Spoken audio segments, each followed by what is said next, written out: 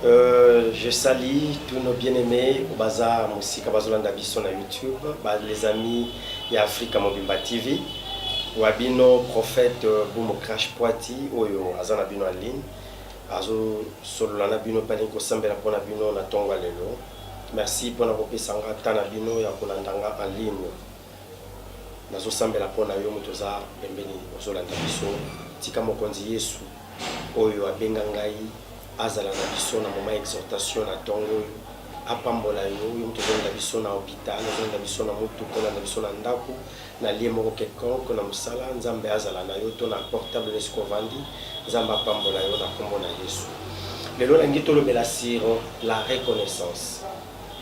Bien aimé dans le Seigneur, ils ont maté à les autres na mokili mobimba. Tozo bela siro la puissance, tozo bela siro l'onction. C'est la prospérité, c'est bien, j'encourage.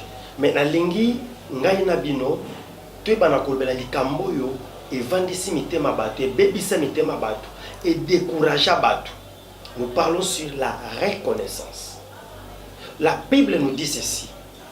Nazotanga Biblia na ngai, esikozali, tozotanga na Proverbe chapitre 17, verset 13. De celui qui rend le mal pour les biens qu'on lui a fait, le mal ne quittera point sa maison. Là, je m'adresse à ceux-là qui nous prend peut-être en cours. Je suis le prophète Boum Crash. Tu nous suis sur www.africa Mobimba TV, sur YouTube bien sûr. Nous allons parler sur la reconnaissance. Être reconnaissant dans la vie. La Bible nous dit ceci, de celui qui rend le mal pour le bien qu'on lui a fait, le mal ne quittera point sa maison. Nalingi na bisabi soboye. Lelo bate belé bazu ba découragement. Bate belé bazu ba dégoût. Bate belé bazu ba décision. Ya ko sel sasu batu na mokilité. Ya ko porter sous secours na batuté. C'est parce qu'ils ont senti quelque part de l'ingratitude. Bien-aimé, yom tozolanda biso. Peut-être aux victimes na makambo tozoloba lelo. Bilo lebi moto yazo songisa mabe. Na malamo basaliye. Mabe ko longwa ndako na ete. Ata toko sambela. Ata toko yemba. Eza ne belé yo noza peut-être comment lelo na mikili ya poto. Peut-être oza quelque part dans le monde. Même so comment na makasi na yote. Ezana ndeko moko na canal na ye asala kelelo yo ozwa mikanda yo ozwa libala oza nango ozwa mosala ozwa eloko oza nango lelo d'une part à l'autre mais eloko ezokamwisa oza irreconnaissant oza ingrat oza na reconnaissance te kutu d'ailleurs moto ya salisa yo akoma ennemi na yo bokoma kolekana na ye bokoma kokipe ete comme si il y a un sala utuma be ya kolunga ya sunga yo ya kopambola yo même dans le ministère passer aux Hollandais peut être victime o eda batebele o soutenir batebele na lotomo mais batol baza reconnaissance na zolo beleza te mutwana akoma esclave ya kopesa ka mbongo akoma esclave ya kopesa ka mbote mikolo nyonso mais que ton corps reconnaisse que ne nazal lelo ne la commis c'est parce que il y a quelqu'un. Écoutez-moi, Dieu nous bénit par rapport à l'homme. Au travers de l'homme. Dieu va utiliser un certain Thierry. Utiliser Thierry pour Boum Crash. Utiliser Boum Crash pour Clotaire. Utiliser Clotaire pour Moutoumoko quelque part à Zolanda Bisso. Bible nous disons aussi gérer biso, il faut au comme à niveau à cause de la reconnaissance. Mon exhortation de ce matin est ça qu'on interpeller on a vie. Mon sala le lozoa. Peut-être un niveau comme inango. Et l'eau comme le lozo remarqué na vie na yo, c'est parce qu'il y a quelqu'un que Dieu avait utilisé. Mais mawa mingi tozo mona na mokili, moto azondima akoma bolamu na zelo, mais akoma mabeli kola libanga. Pour nini? Dieu utilise toujours une personne pour te bénir. Il y a des gens aujourd'hui dans le monde, comment bakoma kolela kati na bango pona nini asala mutu mobola mutu na balukela ye asala mutu mobola mutu na asala balukela ye a produire eloko te na vie na ye yango naza ko senga na bandeko na biso surtout boza na internet bozolanda biso ba pasteur ba marié ba famille moto ba famille belé baza lelo dessus ba sali bolam na ba famille na ba en Afrique na monde ba sungi yo ba pesi yo ba sungi libota ba pambole libota mais le comme problème yene muta comme ennemi na bino reconnaissance exatée reconnaissance exatée nazo kapasi surtout bande on a biso za na ba poto bazande ba victime na yango bazui moto na Afrique aller aider moto akena Angola akomi na Turquie lobi akomi na mboka songolo ndeko na tango sumi kanda abalokeli ya na ye abalokeli ndeko na ye bilo lobi moto azozongisa mabe na malamo basalié Proverbe 17 verset 13 la Bible dit le mal ne quittera point la maison et ça peut na bana pe misus parents na bengition na potole bokomi rebelle et ça peut na bande comme misus basungio na mosala au travers ya chéri ye mutasunga ki yozo mosala oyebana apesi moi canal mais combien grand parce que au commis na succès et ça bande ko belé même na domaine belé à vie maté a oyo zokota na domaine ya église té mais zokota na domaine belé mo ina biso oyo lelo ba te belé ba koma na ba réticence moya porter sous secours na mutezata bino mon qui les a mabé onga na mona mon qui les a ingrat bibliquement il y a dans la Bible comme on a dit le général Naman général azaki malade azaki un Syrien azaki malade bazako bela mais qu'est-ce qui s'est passé un jour à la Samarie pour na baïba na kutana na mosali ya Nzambe le prophète Élisée prophète asambeleli prophète abikisiye na nzela ya Nzambe mais oyo grave mokolo Syrien lingo bunda na Samarie moto azalaki chargé d'expédition to opération ezalaki nama abosani ke na mboka na Samarie ezalaki na prophète oyo ayebaki na kopesa lobiko mais lokolo ezalaki makambi tumba ye moto azalaki chargé expédition chargé à opération aki kobundisa Samarie.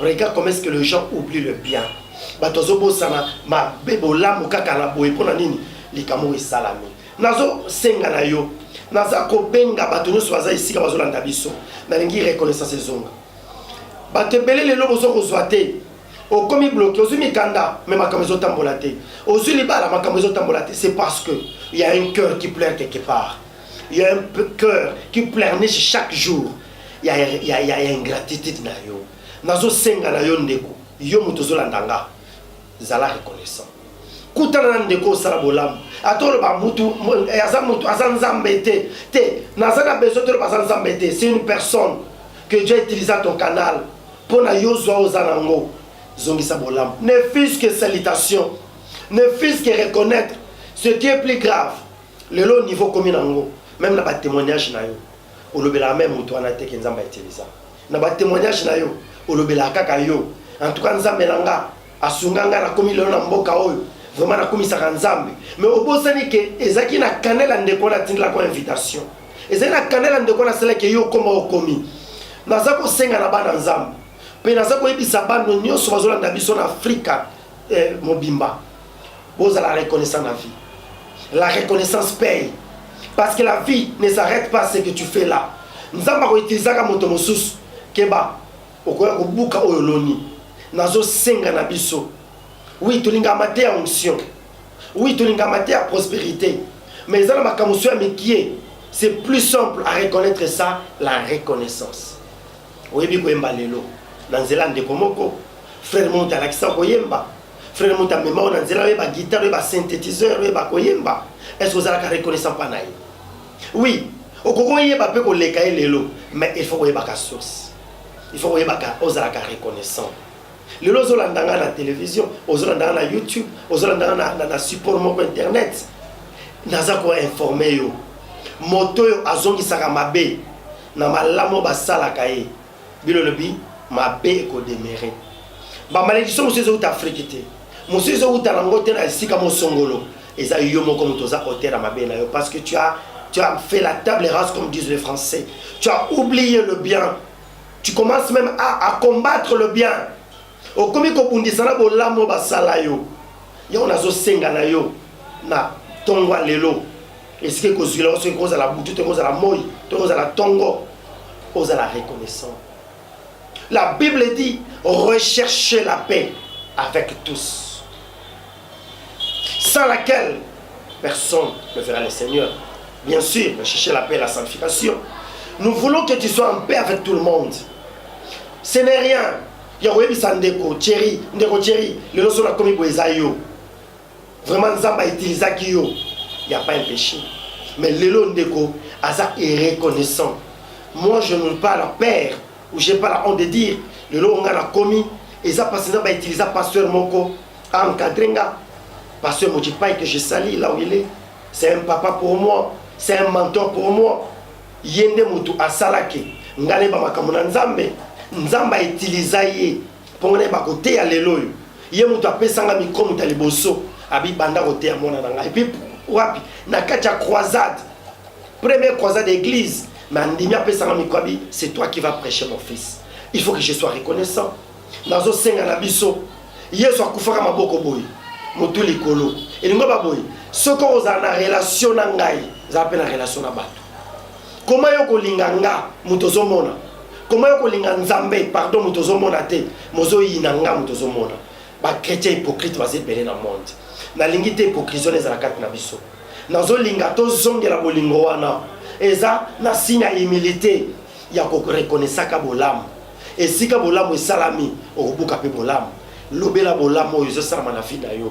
Lobela bolam o salama na vie na yo. Eza problème te. Attention to ressemble Nzambe, mais Nzamba utilise ka bato. Lelo nazo zongela pe ko ibisabino ebele bazwa dégoût ya ko salisa bato quand même que la Bible dit to continuer ko sala bolam mais ebele bazwa stop par rapport na o ba récolter parce que mutu bolam mutonga zu bolam wana salier akomi so ennemi na ye alors comme arme pour détruire bato to le lelo pona motema na biso to le motema ebele pe ba kufi lelo na bazwa ba VCP ba kufi par rapport ya ko lela comment mutu akobalukela ngai. Comment mutako salanga boy pour ani azongisi mabe na place à bolamo nazo senga bande ko nyonso to o bozola ndanga na tonga lelo motema no ebeba motema no ezo ba décision yo pe lelo zo sentir ma comme ezo simbate que ça te que ezo simbate pour na bandoki eza yo moko za hôtel à vie na yo pour ani c'est parce que ton cœur eza na souvenir à malamu te ton cœur et bosala bolamo ba toi sala. Je bien stipulé que Dieu bénit l'homme par l'homme. C'est un canal que Dieu utilise, c'est un principe. Dieu ne va pas utiliser seulement les anges spirituels. Dieu va utiliser une personne qui sera à la bénédiction de ta vie. Et on a ce senga, on a tongwa lelo. On a nzamba limbisa yo, ya kozala ingrat, ya kozala irreconnaissant na vie à bato. Bato ba solo bolam, o ba koma benemi na yo, zongela bango, sala na bango malam. Ata mbota pamba, ata bo vivre sur ce camoroté, bozala na bon terme. Yo pe motozo sala mutu bolam, aza esclave na yo te. Nzamba ko utiliser ka posa la bénédiction na ye. Mais l'ingolo bateki akoma na sama kolo na yo. Tango zo sala bolam, tika nzamba récompenser yo. Mais seulement nazo singane na bato, banongola l'ingratitude na vie. L'ingratitude c'est mauvais. Ya on nazo singo na tonga lelo. Tu vas prier ensemble avec moi. Nous allons Nzambe Seigneur, nous allons nous témoins pour reconnaître malamu baso salanga. Nazala te moto naza ko bundisa bolamu baso salanga. Proverbe 17 verset 13. De celui qui rend le mal pour le bien, le mal ne quittera point sa maison. Pasteur, le lozo bukani na ministère na yo. Le loni nous komela na ministère pasteur. Ba sunga na ministère, mais moto na lelo apesa yo cher oteya. Yemuta yamba yo. Mais au balukela ye, au sala rébellion église wana, au bimisa bandimi ya bato. Pour la ndeko wana atika la pamba. Le lo sala église ka na mboka yo zali. Kaka pembeni wana, ozo bandimi na me muta yamba kayo. Pour appeler son micro muta libosi sa pasteur wana. Mais le lo au montagne coup. Quelle ingratitude, tu n'es pas reconnaissant. Je veux que ce matin, ose la reconnaissant. Ose la motema malamu. Yo ba pesa mbongo. O somba eloko boyo. O ki no bale la moto mwasi, o liambonga bato. Pourquoi être dans ces cœurs? Pourquoi avoir ces mauvais cœurs? La Bible dit, un mauvais cœur ne trouve pas le bonheur. Motema mabe ezwaka bolamu te. La lingi lelo motema les amalam. So ba selo bolam okanisa pe bolam. Bolam ekendaka de génération en génération. Je vais prier avec toi. Yo motozo ba décision. Obina on sait ça so ba tuté. Na suite décision. Na aider so ba tuté pour ba toza ba ingra. Aujourd'hui, nangi motema nezonga. Continue au sala bolam. Continue à le battre bolam. Continue à soutenir battre toujours. Pour bolam et pour futa. Bolam et futaka. Naza ko prier na yulongo. Seigneur, je prie pour mon frère, ma soeur. Oyazala fatigué. Azwa ba décision à cause de ce bolam à cause de ingratitude à batu. Tika na tongwa lelo. Motema ya mama oyo. Motema ya papa oyo. Motema ya pasteur oyo. Motema ya ndeko oyo. Ezo ba pota. Bazongi sele mabe. Dikola bolamu ya sala. Tika motema na ezonga na kimia.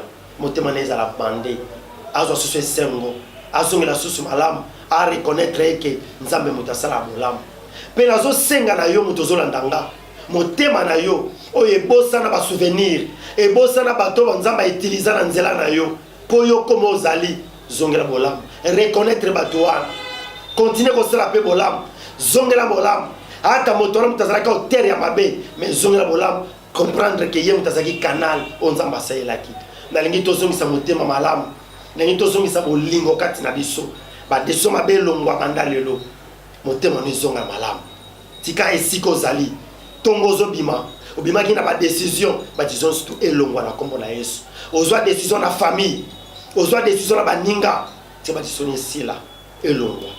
Nzambe wana renouveler so bolingo kati na yo. Enfin que au côté au sa bolamu. Yo motoza ingrat. Tika molimo wana ingratitude elongwa kati na yo. Na kotisi molimo ya bolamu ezonga kati na yo. Na kombo na Yesu. Mokonzi na biso. Na bénir yo au nom de Jésus. Amen. Ici kozali tika nzamba pambola yo. Yo motozo ke musala oza na métro, yo motozo na kati ya bureau, oza na Congo, oza na monde entier, oza quelque part au landa biso na Afrika mobimba. Nzambe a bénir pour na numéro zo landa biso. Eza na ba exhortation belé ko rozwa, exhortation belé to rozpe sabino, ba ninga nyos boza na ba poto, boza na Afrique, boza na monde entier partout au landa biso. Tous les hommes de Dieu, toutes les servantes, ba maman, ba papa nyos boza la béni. Je vous bénis au nom de Jésus. Africa, Mobimba, Pambola Malakombo na Yesu, kuna na bosani chéri. Na bosani chéri te, pe na bosani batos ki ba sungi biso pour la mission na kombo na Yesu. Amen.